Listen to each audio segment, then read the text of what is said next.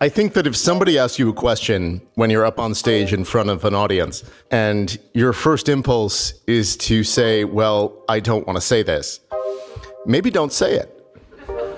That's Adam Becker, astrophysicist, science journalist, and author of the book More Everything Forever, AI Overlords, Space Empires, and Silicon Valley's Crusade to Control the Fate of Humanity.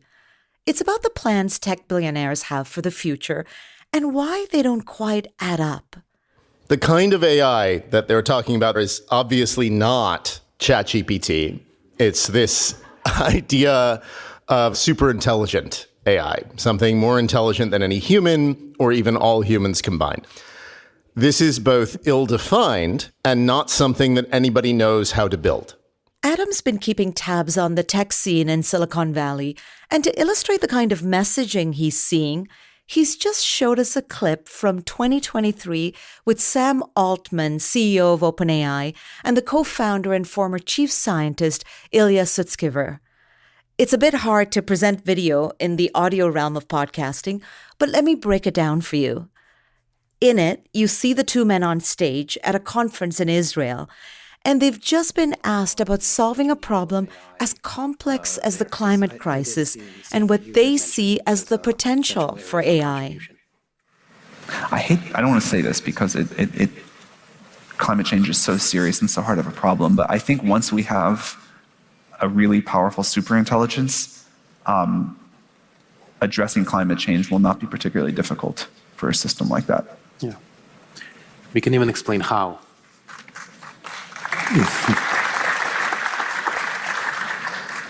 Here's how you solve climate change. Altman and Sutskever describe a vision of AI where you could simply ask it to tell you how to make a lot of clean energy, how to efficiently capture carbon, and then how to build a factory at a planetary scale to do all that. If you can do that, you can do a lot of other things too. Yeah. With one addition that not only you ask it to tell it, you ask it to do it. For Becker, this is an example of the rhetoric he finds especially dangerous. The idea of superintelligent AI is a fairy tale, something that comes from science fiction, not science. There's very good scientific reasons to think it's ill-defined and not something that we're anywhere near doing, even if you do come up with a good definition for it. Similarly, a lot of these tech billionaires talk about other technologies that they think are coming very soon, like colonizing space. Elon Musk talks about this a great deal, so does Jeff Bezos. Musk has said that he wants to put 1 million people on Mars by 2050 to serve as a backup for humanity in the event of a disaster here on Earth. A disaster that he never says, by the way, is climate change. He talks about asteroids or nuclear war. And what he seems to miss is that Mars is such a terrible place that you could have both an asteroid impact and a nuclear war here on Earth, and Earth would still be a better place for humanity. And I'm not trying to be a downer. I'm saying that we live in a really great place, and we should do what we can to preserve it.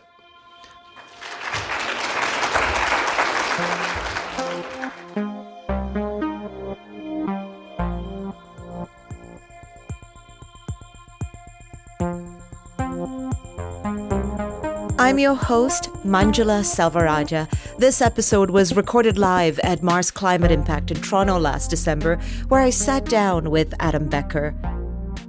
In our conversation, we explore the tension between tech ambition and realistic climate action, and ask whether the stories tech billionaires are selling us are getting in the way of solving big, real-world problems. Plus, we have a question from guest Marcus Extavor, technologist and former chief scientist at XPRIZE. You'll want to hear it.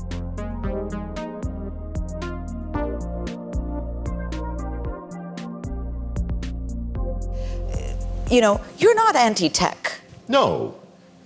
So what do you think the role is for tech? I think that technology is part of the solution to almost any problem that humanity faces, certainly a huge part of the solution to the climate crisis. Technology, for a long time, technology was one of the blockers, right? We needed cheap green energy. Now we have that. I guess my take is that technology is great, but technology is never the entire solution, right? You know, certainly there are more green technologies that it would be nice to have that we don't have, But I would say, and I think I'm not alone in this, that at this point, the primary block to humanity handling the climate crisis in a serious way is no longer technology, but is politics. So you believe the ideas already exist? I think that most of the ideas that we need in terms of the technology are already out there. I mean, it seems like we need better carbon capture, but we really need to be deploying a lot more green infrastructure than we are in many places around the world. And that's a question of collective action, not a question of technology. Now, you define some of these ideas as fantasy, and there are things that happen when we pursue fantasy. We're going to get to that in a minute. Yeah. Okay. But in your book, you describe some of these ambitions of the tech billionaires as dangerous, implausible. Yeah. Let's talk through some of them. Yep. Why, you've talked about Mars. Why is colonizing Mars not an option? So this is a weird question to be talking about here at Mars. Yes. We mean the other Mars. The other Mars, the big one. This is something I talk about at length in my book, and so I'm tempted to give another flip answer and say I could write a whole book about that. But instead, I'll give a shorter answer and say there are many, many, many reasons. Like I just alluded to, Mars is a really awful place. And there are a lot of reasons we can't live there. The gravity is too low, the radiation is too high, there's no air, and the dirt is made of poison. And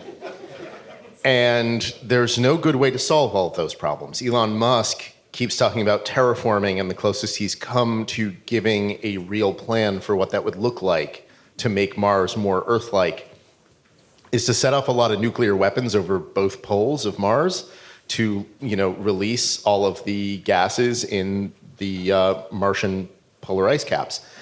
That won't work. I mean, even if it did work and released all of those gases, there still wouldn't be enough atmospheric pressure. There would still not be any oxygen. You still couldn't have, plants there.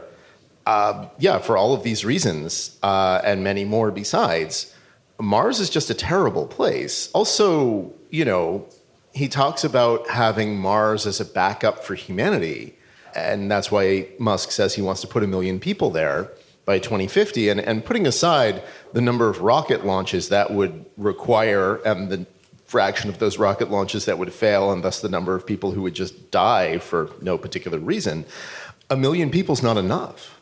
If you want to have a completely independent, high-tech civilization, you need a larger economic and workforce base than 1 million people. The best estimate is more like 500 million or 1 billion. Because you have these complicated systems, and someone needs to maintain and run them, and far more complicated systems than we have here. Yeah. And or at least as complicated as the ones we have here. And I think that this points to a larger issue, which is that these tech billionaires think they're the smartest people in the world because they're the richest people in the world.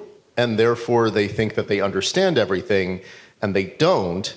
And so that means that they consistently oversimplify absolutely everything. They just think that the entire world is simpler than it actually is. So let me move on to another idea here, singularity. And I'll have to get you to define what singularity is too. But why is the idea of singularity so far-fetched? The singularity is this idea that there's a point coming soon in the progression of technology where the rate of technological change will happen so quickly, mostly led by AI, in some sort of self-reinforcing, improving cycle with AI making itself smarter and smarter and smarter, that it will fundamentally transform human civilization into something possibly not even human, will lead to technology with godlike powers of creation and destruction and transformation. If that all sounds kind of wishy-washy, that's because singularity, like superintelligent AI, is another one of these ideas that has a great deal of currency among the leaders of Silicon Valley that is nonetheless pretty poorly defined. So given that it's poorly defined, it's a little bit hard to pin down, but why is it not plausible? There's a lot of reasons. One of them is that it's this sort of naive tendency to take an existing trend and try to plot it out into the future. But of course, what do you mean by technological progress? The classic example that they give is Moore's Law, which, that's an exponential trend in how many transistors we could cram into one chip. And Ray Kurzweil, who's someone who's talked a lot about the singularity and has maybe been its like most prominent and loudest evangelist, he thinks that Moore's law is some sort of law of nature, but it's not a law of nature. And in fact, there are limits to how many transistors you can cram onto a single chip, and we've reached those limits. Moore's law is, depending on who you ask, either already over or about to be over, because it turns out that silicon chips are made of silicon. And silicon is made of silicon atoms, and those have a particular size, and you can't make the transistor smaller than that. But more fundamentally, I think Kurzweil and these other people, they forget that something like Moore's law is not a law of nature, it's a decision. It was a business decision made by the leaders of the semiconductor industry. So even more generally than that, I think the proponents of this idea of the singularity, they see these exponential trends and think, oh, we're just going to follow those out into the future. But the one thing that we know about exponential trends is that they end. They always end, especially when you're in a closed system like the Earth. There's also kind of some naivety about the understanding of human intelligence. Yeah. I mean, and that even, brain scientists will tell you that they don't even fully understand it. Yeah. No, that's exactly right. I mean, there is very much this idea that the brain is just like a computer. And so there's this sort of singularity adjacent slogan that you'll hear in the AI industry from people like Ilya Sutskever and others, that scale is all you need, that if you just take current AI systems and make them bigger and more powerful and give them larger training sets, then you will reach something as intelligent as a human and then even more intelligent. This is wrong for all sorts of reasons, but one of the reasons is that the human brain is not a computer. The computational analogy to the human brain is just that, an analogy. And it's just the latest in a series of analogies that people have had for the human brain over the last few centuries. There's been a tendency, understandable and reasonable, to compare the human brain, the most complicated thing we know of in nature, to the most complicated machines that we have at a particular time. So now it's a computer. 50 years ago, it was, a telephone network. 50 years or 75 years before that is a hydraulic system, an analogy that Freud made use of in his psychoanalytic theories. And before that, it was like a clock and stuff like that. And, the brain is more like a computer than it is like a clock, but it's not a computer.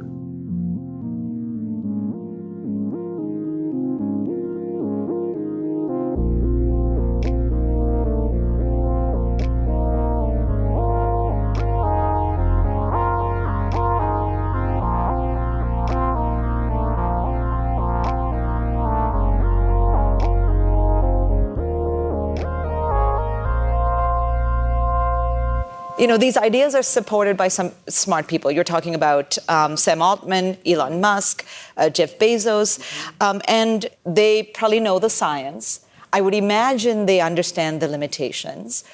Why is it then that they are throwing their energies, attention, and a significant amount of money into these visions of the future? There's a quote, I don't remember who said this, but it's old, it's like 100 years old, that it's very difficult to get someone to understand something if their paycheck depends on them not understanding it. I think these guys have something even more than a paycheck at stake. These ideas provide them with a sense of purpose and a sense of moral absolution, because if you're trying to save humanity, then anybody who gets in your way is a foe of humanity, not just a foe of, your particular half-baked ideas. And I'm also not convinced that they really know this stuff. Not to be too dismissive of autodidacts or people who have alternative educations, but I think it's only in Silicon Valley where you could get someone who's a college dropout like Sam Altman being seen as a super genius. And I'm going to punch up here unabashedly. What is it exactly that Sam Altman has done? Well, he dropped out of college, had a failed startup, and then was handed control of the most famous and successful startup incubator, Y Combinator, and then took over OpenAI. at a point where they were already well on the way to creating ChatGPT, a product that I would say that there are at least good questions about whether it ever should have been released. And for all of this, we call him a genius.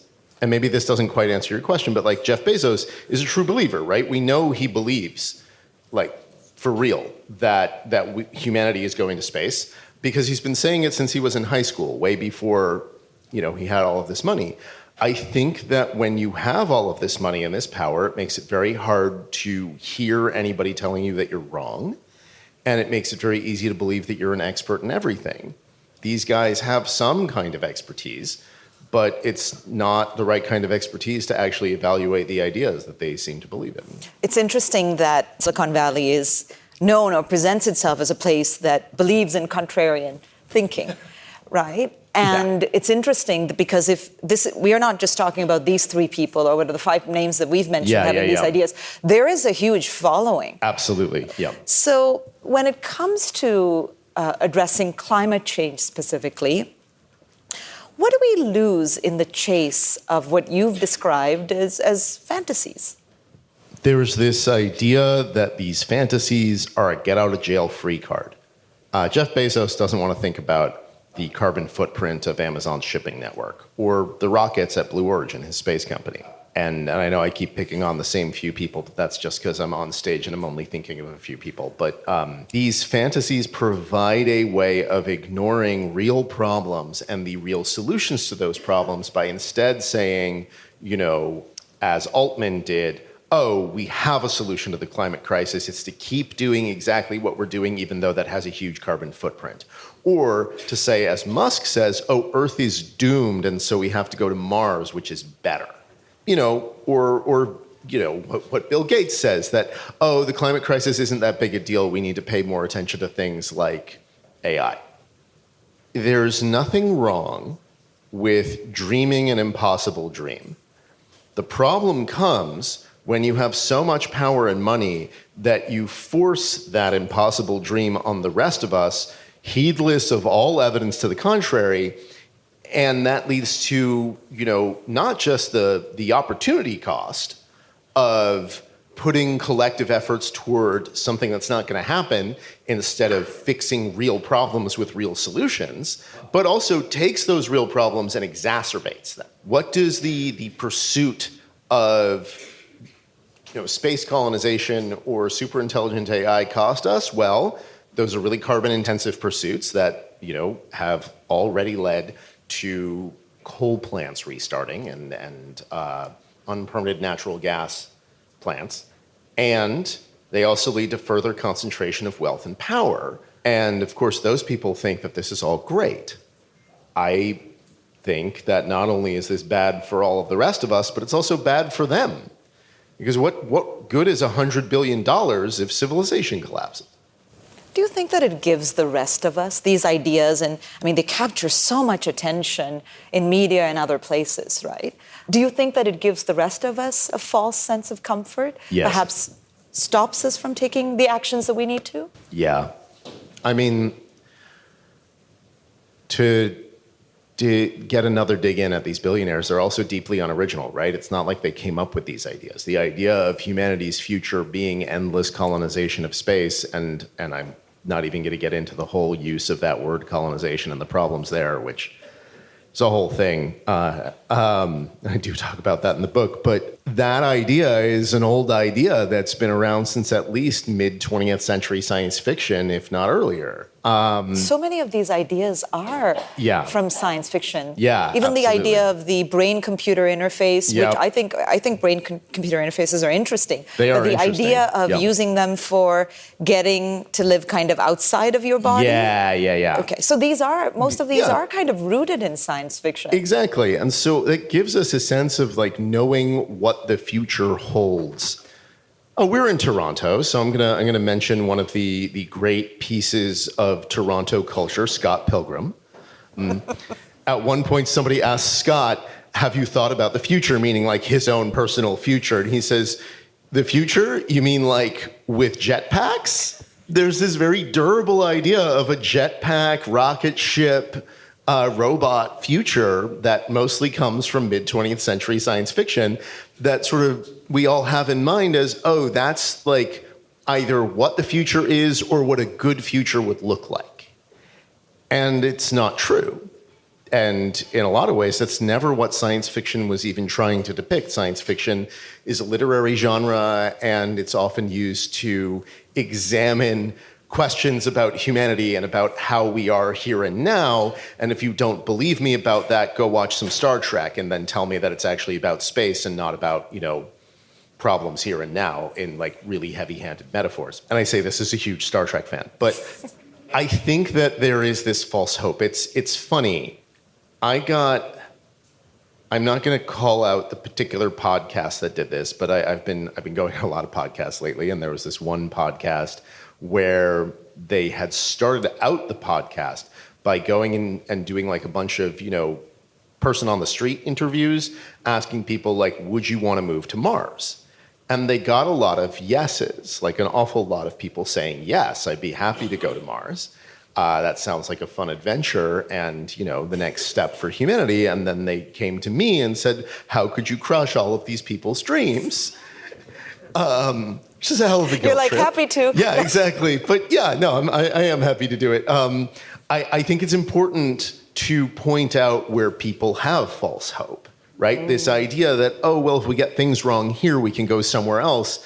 It's not an option. And I think that if I had been able to do those interviews myself with the people on the street, I would have asked them, oh, okay, so how would you feel about moving to the South Pole in the Arctic night for, a full season, like, 7-ish months? Because they are always looking for people to do that, and they often have trouble finding people to do it. And it is, by every single measure, much, much, much, much, much easier to live there for that period of time than it is to live on Mars. You can't even get to Mars in that period of time. And there's lots of other places like that, the top of Mount Everest, the bottom of the ocean. It's almost like we buy into the pitch, but we don't really understand the reality of it. Yeah. And therefore, it's easy to just go on and live our lives the way that we do. Yeah, exactly. Yeah. So I was watching that clip that you showed with Sam Altman and Ilya Sutskever, who is from the University of Toronto. Actually, he received an honorary degree and spoke at University of Toronto this year. They talk about the superintelligence that is going to come up with a solution for climate change. They present it as a savior. Meanwhile, if you talk to most of the people in this room, pretty much everyone in this room will say they understand the carbon footprint of AI and understand the impact that it's going to have on the environment. Yeah. But I really don't see this as like it's a savior, it's evil. Like, it's not black and white. Where do you think the possibilities are for AI, where AI can genuinely help without tipping into fantasy? So I think that, and I hate to sound like a broken record, but I really think that one of the problems here is a question of definitions. AI is a term that doesn't mean what it used to, right? It's come to be a very, very broad term. If you went back in time 30 years and went and talked to me when I was a kid and said, hey, I've got this little device here, and it's got an AI on it, and I can talk to that AI, I would be very disappointed with the reality of it, because 30 years ago, AI meant something like Commander Data from Star Trek, right? Or HAL from 2001. That's not what we have. Not the best example. No, not the best example, but still, it's not what we have. Yeah. And now we use AI to cover a huge swath of technologies. Everything from large language models to what we used to call machine learning. And so I guess my cop-out answer to your very good question is it depends on what you mean by AI. Like, are there places for deep learning systems to identify patterns that would be hard for humans to identify without that kind of assistance, that could be used to find greater energy efficiencies in various industries? Sure, absolutely. Is a souped up LLM going to save the world? No. Now, you said that this is the one decade that we can't afford to waste. When it comes to climate action, what is the most important shift in mindset that you'd want innovators, investors, and policymakers to make right now? Right now, and maybe it's because it's so early in the morning for me and I'm feeling a little cranky. Let's hear it. Yeah. Really? Because that's what Yeah. your book sounded like. Yeah, well, I wrote a lot of that early in the morning, too. And I tried to make the book fun. No, it please. was. I'm picking on you. Yes, of course. I'd like to think it's fun, but I'm biased. I think that what I'd like to get across is that the leaders of the American tech industry, the leaders of what we broadly call Silicon Valley or big tech, the tech oligarchs, are not your friends. And you can't trust them, and you have to fight them explicitly. And it would be nice if we could not do that and just either work with them or, at least try to ignore them. But I really think that at the very least, the events of the last year have made it very clear that's not an option. And if we're going to actually get real climate action and address the climate crisis in the way that we need to, then we actually have to fight them. Jokes about you being cranky aside, it's a fabulous book. It's actually, I would say, if not my top read, it's one of my top reads of the year. It's fantastic. Thank you. It is an intense read. You've done a lot of research here. There is this one line that you have here that's by, you quote writing by Carl Sagan, and I'll just say something about Carl Sagan. I know you're a huge fan of his. Carl Sagan was at my graduation. I'm aging myself here. Queen's University. Any Queen's University fans here? Woo! Believe it or not, he got an honorary degree. I don't think you got to meet Carl Sagan. Let me tell you, my parents and my brothers were more excited that he was there. There are actually more photos of him than of me after I'd gone through this really difficult degree. So that's awesome. So that aside, I wanted you to read this part of the book. Our planet is a lonely speck in the great enveloping cosmic dark. In our obscurity, in all this vastness, there is no hint that help will come from elsewhere to save us from ourselves. The Earth is the only world known so far to harbor life. There is nowhere else, at least in the near future, to which our species could migrate. Visit? Yes. Settle? Not yet. Like it or not, for the moment, the Earth is where we make our stand. That was my first conversation with Adam Becker on the stage at Mars Climate Impact. A few weeks later, right before the new year, my producer Ellie and I jumped on a video call with Adam to clear up a few things and hear what's changed since he wrote the book. Adam, hello. Hi. It's good to chat again. Yeah, it's good to see you again. This is fun. How's the book tour going? Well, I'm home finally for a while. I'm not going to hit the road again for a little bit, which is nice because I was traveling. I mean, when I last saw you, that was actually my last stop for a while. Your trip into Toronto. Yeah. And is the reaction changing? Is it a lot more hate mail, a little hate mail? Where are things standing now? I don't actually get that much hate mail, which I'm pretty happy about. Well, let's change that today. Yeah, exactly. Yeah, no, that's what Canada's known for, right? Hate mail. Absolutely. But we apologize after. How dare you? Of course, we apologize after. So we have a question for you from Marcus Extavor. He's a scientist and a technologist that uses AI to uncover patterns in environmental data. Okay. He's a strategic partner at ODE and former chief scientist at XPRIZE Foundation. Okay. So here's the question. Hi, this is Marcus Extavor. My question is whether it's valuable or even possible to separate critiques of some of these tech billionaires from critiques of the individuals actually doing the work every day, because it's not them, and the types of problems and technologies they are developing.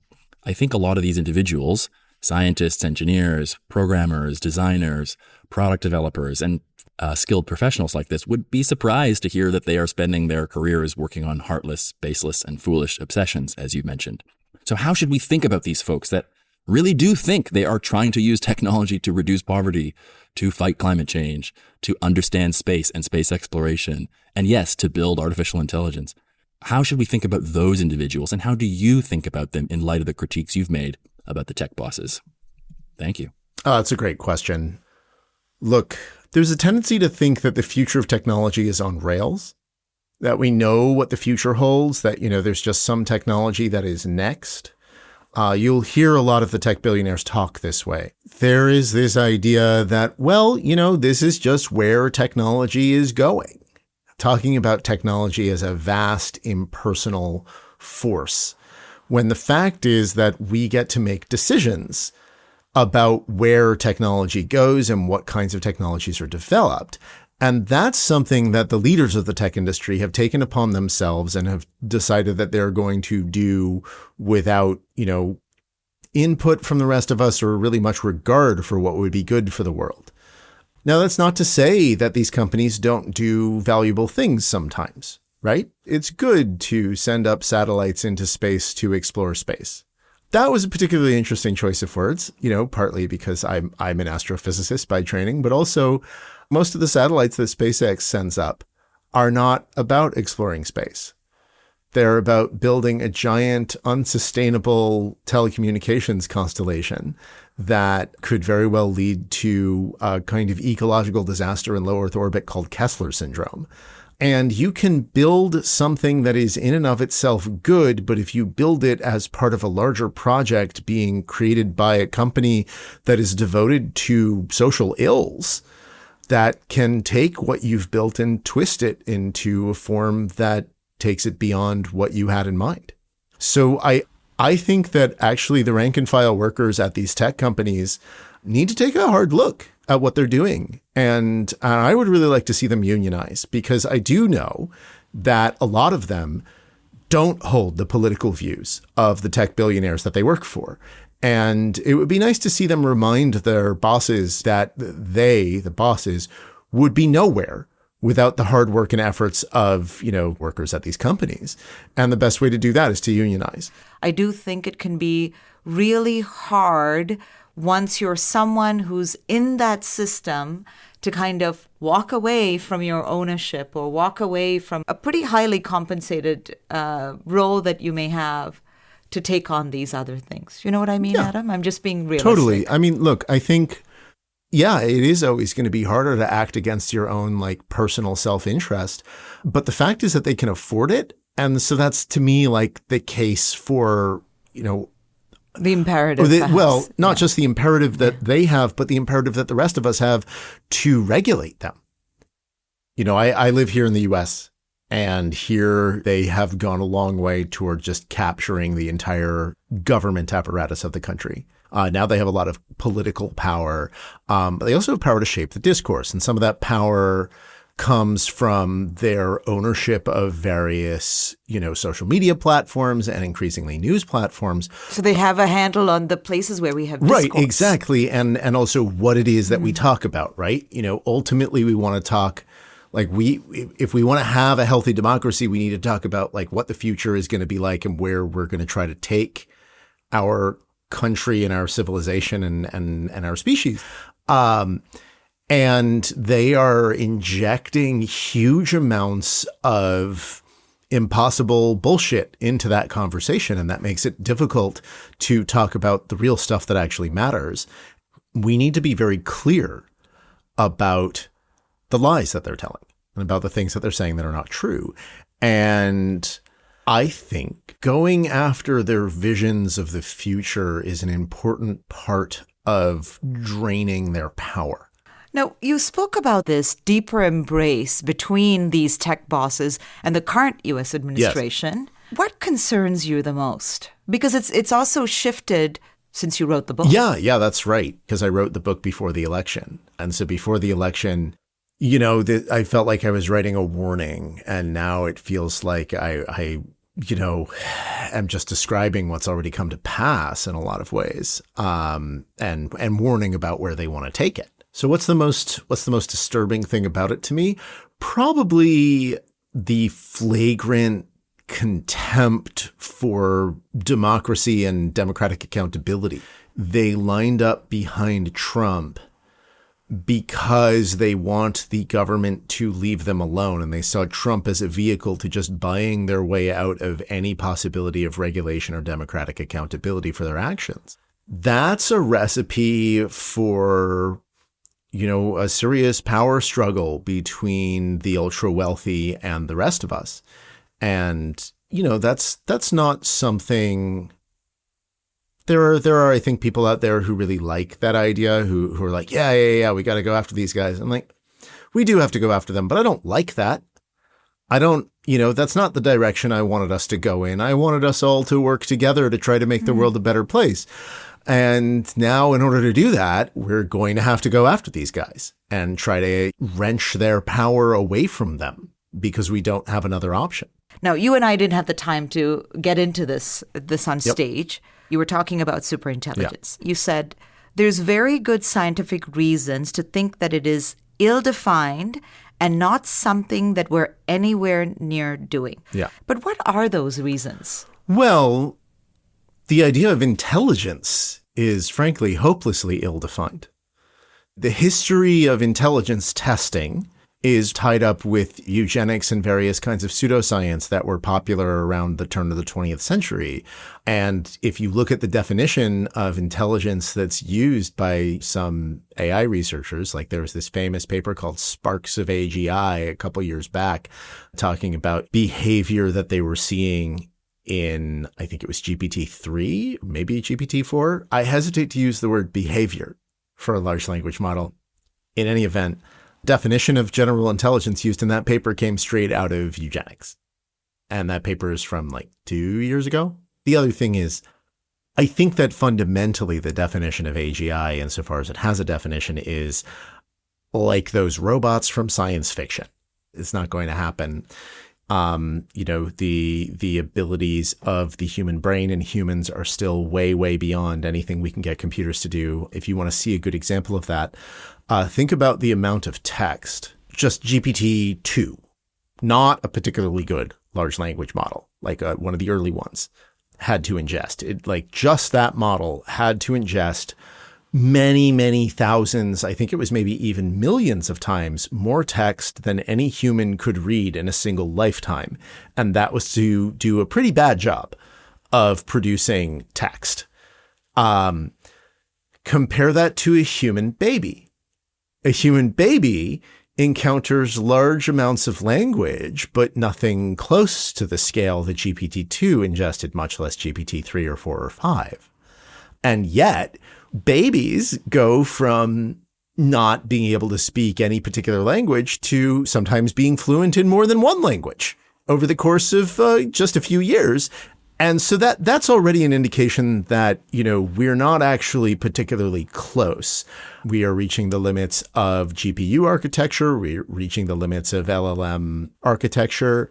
So what's needed is like a fundamentally different approach. Now, of course, it is possible that tomorrow someone will invent a fundamentally different approach that suddenly gets us to the doorstep of this. But I wouldn't bet on that because it seems like the kind of architecture of these computers as a whole, like modern computers, is just too wildly different from what happens within the human brain and the human body. When you think about the breakthrough that led to LLMs, right, the transformer architecture, the main thing there was making it easier for it to ingest large amounts of data quickly. That's what the breakthrough was. And so what this led to was something that was better at predicting the next word or pixel in a sequence. But that is not enough. Just predicting the next thing in a sequence like that is simply not enough to do what humans do because it lacks so much context about the world around us. And it's not enough to say, okay, well, then we're just going to put it in a robot body and hook it up to cameras and stuff, because you need it to sort of grow in concert with its interactions with the world. Otherwise, you're not going to end up with something that has any ability to really understand what the world around it is. This is not something that we're anywhere close to having. And if you take a look at, say, Rodney Brooks, AI scientist, cognitive scientist, expert, professor at MIT, he has said, and he's right, if you just look at the history, that the history of AI is AI booms followed by AI winters. And he thinks, and he's not alone in this, that we are on the verge of another AI winter, if not a full-blown tech winter. And he said it's going to be cold. So where do we go from here? Yeah, well, I keep thinking about the AI bubble. At this point, basically the only real justification for the valuations of the companies investing in AI and creating AI would be if these myths about a super intelligent godlike AI were true. And a bubble does less harm the earlier it pops. And so, like, if the AI bubble popped right now, that would cause, some real economic consequences that would be very unpleasant for a lot of people, possibly including me. But it's only going to get worse. So where I'm hoping we go from here is more and more people realize that it's a bubble. And we're starting to see signs of that. We're also starting to see signs of like a public backlash against AI slop. We're seeing signs of a real public backlash against billionaires, massive and data centers, massive popular support for increasing taxes on the ultra wealthy here in the US. Even support for limiting, like capping the amount of wealth that one person can amass, which is something I talk about in my book. And so it's very nice to see that bearing out in the polling data. But the silver lining to the horrible political news in this country is people are waking up to the fact that, the ultra wealthy do not have their best interests in mind and are warping reality around them to suit their needs through the power of their concentrated wealth. So where do we go from here? I think we've got to take some power back from these people in the form of organized labor, in the form of organizing to win elections, even in the face of like fascist headwinds here in the US. And I think we got to regulate the tech industry. And I'm seeing like a popular groundswell of support for all of these things. Lots to watch for, Adam. Yeah. Adam, thank you. We should let you get back to the rest of your day and your book tour. Thank you so much. Thank you. This is fun. Thanks for having me.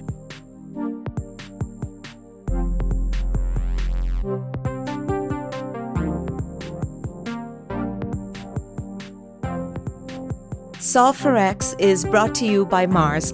This episode was produced by Ellen Payne-Smith, Laura Torvey, Sona McBool, and Sarah Liss are the associate producers. Max Swain composed the theme song and all the music in this episode. Gab Harpel is our mix engineer. Jason McBride is our senior editor. Catherine Hayward is our executive producer. I'm your host, Manjula Selvarajah. Rate, subscribe, or leave a review. We read them all. Solve for X is brought to you by Mars, North America's largest urban innovation hub, and a registered charity. Mars supports startups and accelerates the adoption of high-impact solutions to some of the world's biggest challenges. For more information, visit marsdd.com. And we want to hear from you. Drop us a line to share your ideas, questions, and feedback. What innovations are you curious about? Email us at media@marsdd.com.